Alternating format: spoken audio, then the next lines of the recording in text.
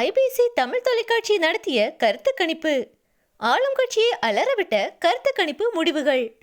2026 சட்டமன்ற தேர்தல் களம் சூடுபிடித்துள்ளது. கட்சிகளும் மாறி மாறி கூட்டணியில் இணைந்து வருகின்றன.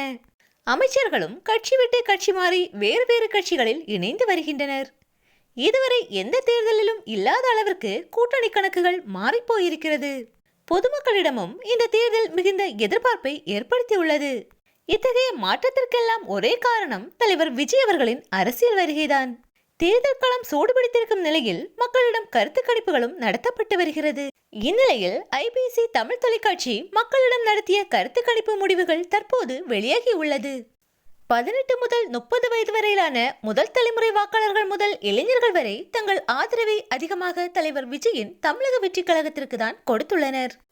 18 வயதிலிருந்து 30 வயது வரையிலான மக்களிடம் நடத்திய கருத்து கணிப்பு முடிவில் தமிழக வெற்றி கழகம் 49.8% வாக்குகளும், திமுக கட்சி 20.2% வாக்குகளும், அதிமுக கட்சி 11.7% வாக்குகளும், நாம் தமிழர் கட்சி 8.8% வாக்குகளும் பெற்றுள்ளது.